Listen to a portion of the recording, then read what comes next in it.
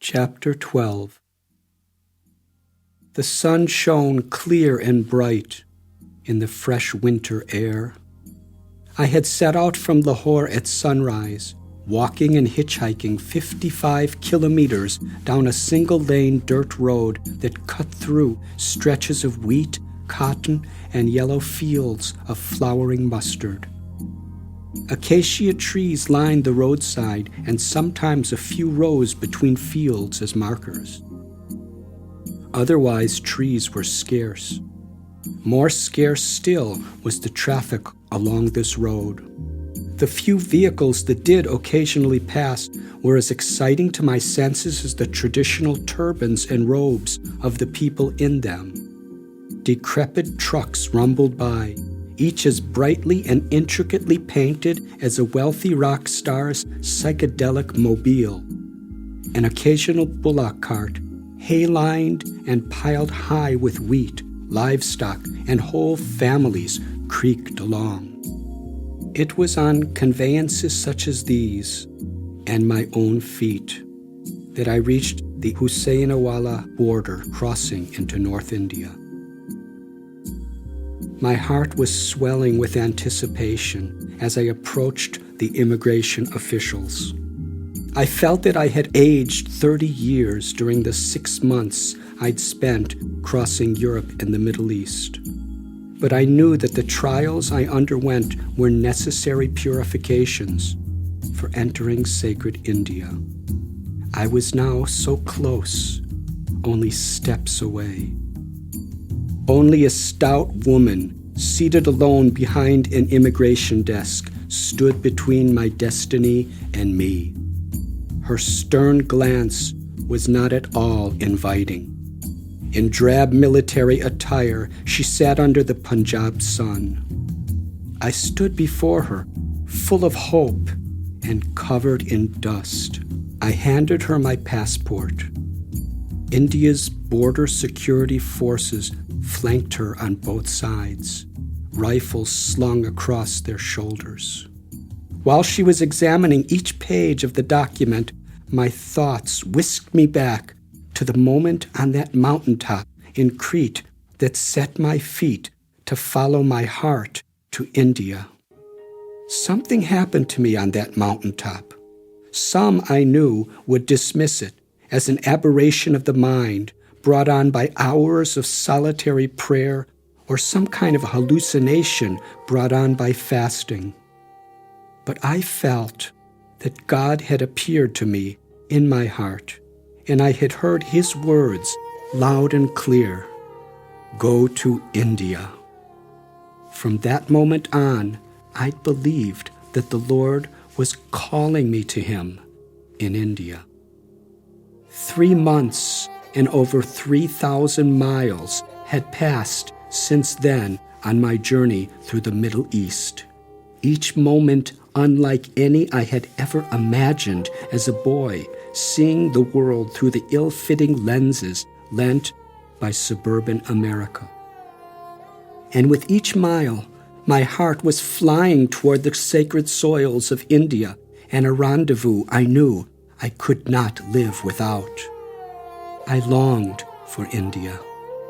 There my heart's deepest desire might become real.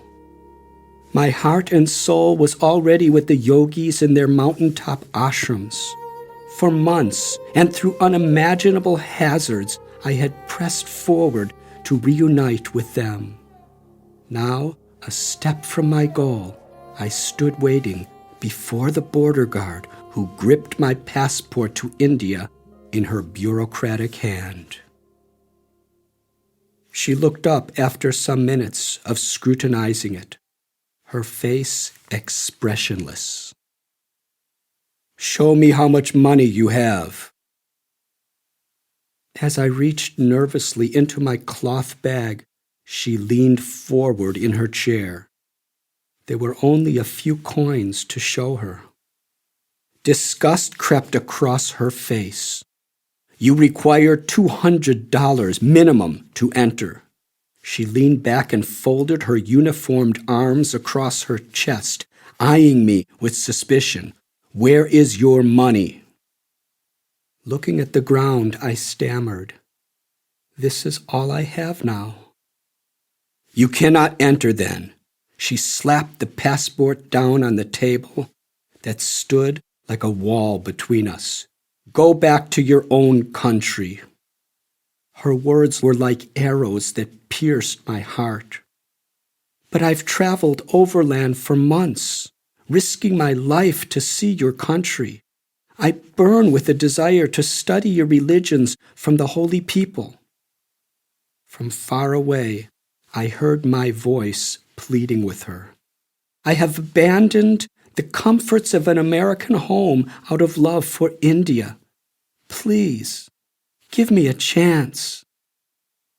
She glared at me now. "We have beggars enough in India. We don't want another one." She motioned to one of the guards, and he raised his rifle. "You will not enter India. You are rejected. Now go back to where you came from." "But that's final. No more discussion." She stood up from the table, turned her back on me, and marched over to a small barracks. I followed her, trying to change her mind, but she shut me out. Her final edict, "You cannot enter India," lacerated my heart. Her colleagues, who until that moment had seemed stiff and impassive, suddenly upon her declaration hoisted their rifles and ordered me to leave at once. Shaken, I walked back some distance along the road behind me and sat in the shade of a large neem tree. As I gazed out across the flat green Punjabi countryside, my mind reeled. Where to go? What to do? How long I sat there, stunned, I do not know. But when awareness of my surroundings broke through again, I knew that I would not turn back. If that gatekeeper would not grant me entry into the land of my heart's desire, I resolved to remain in the dust under that tree. Never once did I dream that entry to India would be denied me. Ignorant as I was of politics, how could I have known then that India and Pakistan were on the eve of their third war since the partition of India? How could I have guessed that 1 year later, in December of 1971, bloody war would break out along this very border where I now found myself? No one had warned me that I was hazarding one of the tensest borders in the world, second in notoriety only to Berlin's Checkpoint Charlie. At Husseinwala, 2 armies stood poised, one in Pakistan and one in India, each facing the other in military standoff across the divide. All this was unknown to me on that sunny winter afternoon as I trudged along the road back to Pakistan. There, from a seat on the dusty ground, I could see my frustrated antagonist pacing beyond the window of her small barracks. Was she expecting a bribe from me? A soul she had mistaken for one possessed of affluence, derived from a Western birth and white skin?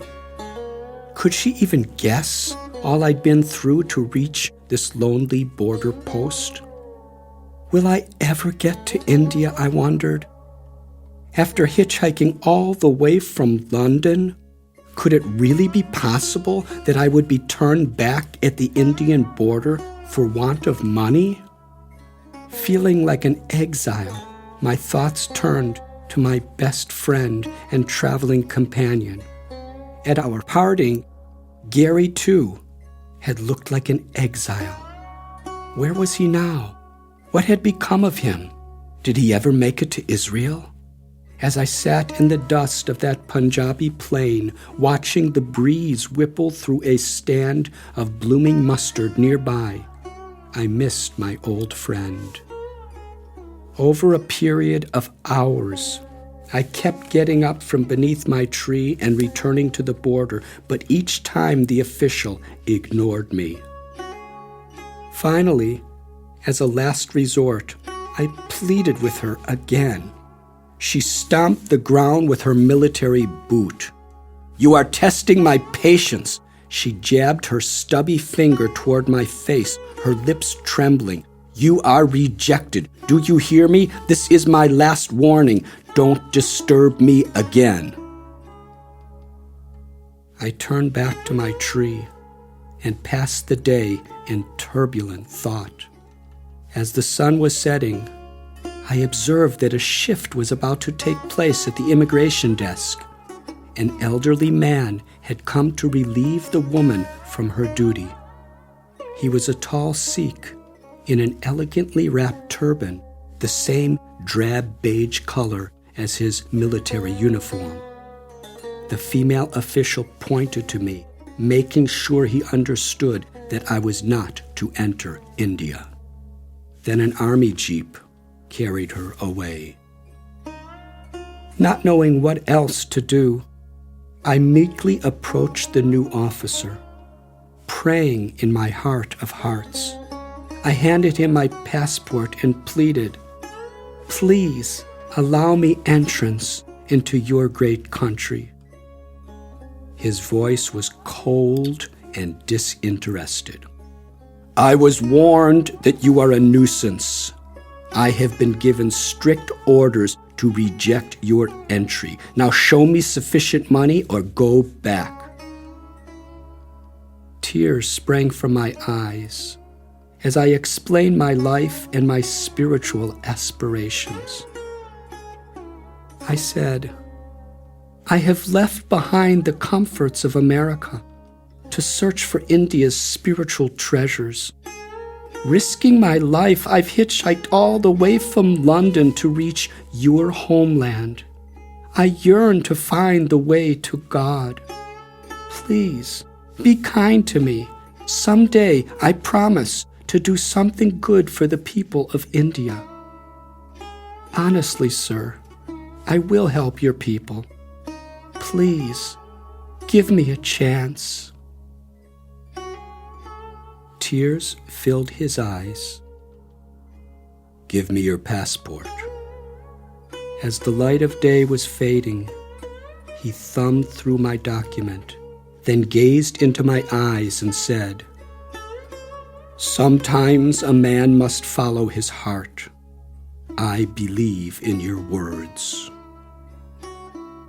Reaching down to the table, he lifted the stamping tool by its wooden handle. Then he pressed the rubber script into an ink pad, and with a thump, stamped my legal entrance into India. "It is done," he said, closing the passport and handing it back to me. With an affectionate smile, he placed his hand on my head. "Son, I give you my blessings. May you find the truth you are crying for. Welcome to India."